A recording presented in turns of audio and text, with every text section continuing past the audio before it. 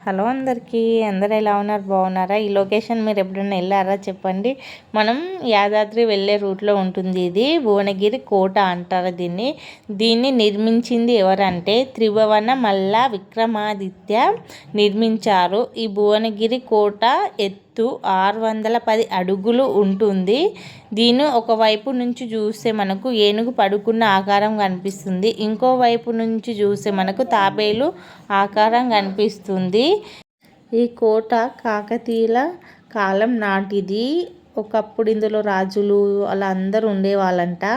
అప్పుడు రాజులు సైనికులు తాగడానికి 7 సరస్సులు నిర్మించారంట. ఆ బండరాతి పైననే మనం వాటర్ ఆగడానికి, వాళ్ళు వాటర్ తాగడానికి అనేది సప్త కన్యలు అంటారు దాన్ని. ఆ సరస్సులను 7 సరస్సులు ఉంటాయంట. చాలామంది టూరిస్ట్ ప్లేస్ లాగా వెళ్తారు. చాలామంది పైన కూడా వెళ్ళొచ్చు. మనకు ఆ భువనగిరి కోట పైన కూడా వెళ్ళొచ్చు. ఈ భువనగిరి కోట నిర్మించి కూడా 3000 సంవత్సరాలు అయ్యింది. ఈ భువనగిరి కోట చాలా బాగుందండి. చాలా బాగుంది లొకేషన్ అయితే. ఒక రాయి పైన అలాంటి కన్స్ట్రక్షన్ చేయాలంటే మామూలు మాటలు కాదండి. చాలా బాగా కన్స్ట్రక్షన్ చేశారు. పైన కూడా వెళ్ళొచ్చంట. మీరు ఎప్పుడైనా వెళ్తే ఒకసారి ట్రై చేయండి. భువనగిరి కోట పైన గుర్రాలు ఉండడానికి కొట్టాలు, అలాగే ధాన్యం నిల్వ చేయడానికి ధాన్యగారాలు కూడా ఉన్నాయంట.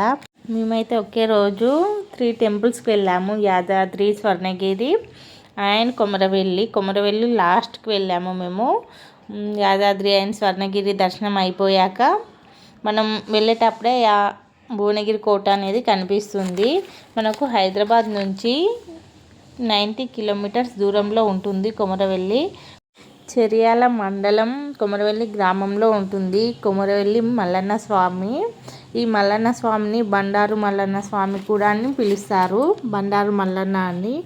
ఈ కుమరవెల్లి అని పేరు ఎలా వచ్చిందంటే, పూర్వం ఈ ప్రదేశంలో కుమారస్వామి కొంతకాలం తపస్సు చేశాడంట ఇక్కడ. అందుకే కుమరవెల్లి అని వచ్చింది. రానున్న కాలంలో దాని పేరు కొమరవెల్లిగా మారింది. ఆదిరెడ్డి నీలమ్మ దంపతులకు జన్మించాడు మల్లన్న స్వామి. మల్లన్న స్వామికి 6 అన్నదమ్ములు. మల్లన్న స్వామి అందరికన్నా చిన్నవాడు. నాకు తెలిసిన ఒక చిన్న స్టోరీ చెప్తా మల్లన్న స్వామి గురించి. మా చిన్నప్పుడు అయితే చాలాసార్లు చూసేవాళ్ళం. ఈ సీడీ అరిగిపోయే వరకు చూసేవాళ్ళం.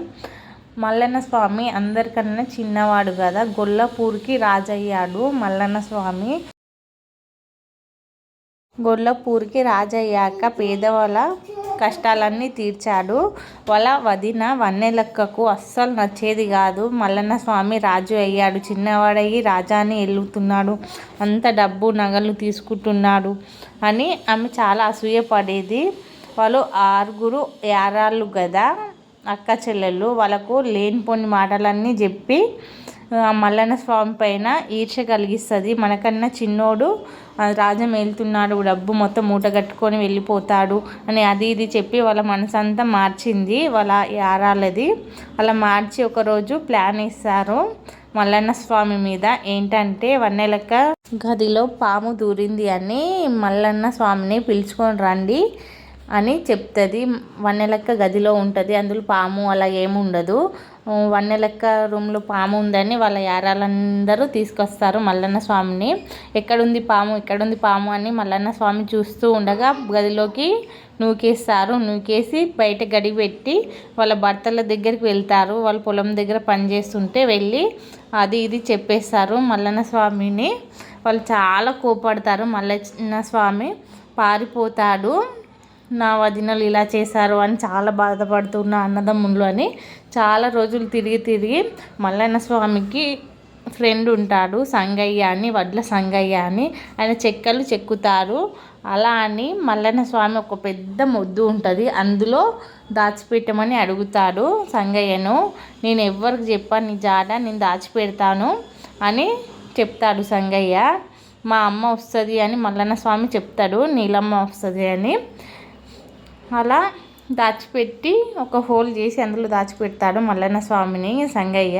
దాచిపెట్టి దాన్ని క్లోజ్ చేస్తాడు. వాళ్ళ అమ్మ నీలమ్మదేవి వస్తుంది, ఎక్కడ నా కొడుకు అని. అప్పుడు ఆ మొద్దుకే కొట్టుకుంటుంది తలని. అప్పుడు బ్లడ్ అనేది వస్తుంది నీలమ్మకి. అప్పుడు చెప్తాడు సంగయ్య, నీ కొడుకు మల్లయ్య నా దగ్గరనే ఉన్నాడు, జాగ్రత్తగా ఉన్నాడు అని అప్పుడు చెప్పి ఆ మొద్దులో చూపిస్తుంది. అలా స్టోరీ ఉంటుంది, చాలా బాగుంటుంది. నాకైతే తెలిసిన స్టోరీ ఇదే చెప్పాను. మీకు ఇంకేమైనా తెలిస్తే కమెంట్ చేయండి. చాలా బాగుంటుంది మల్లన్న స్వామి ఇది. అలా ఇక్కడ వెలిసాడు అని సూది మాను గుండు అని ఉంటుంది, దానిపైన ఎక్కి అక్కడ ఉన్నాడు అని అంటారు. మేమైతే టెంపుల్కి వచ్చాము, దర్శనం కూడా అయిపోయింది.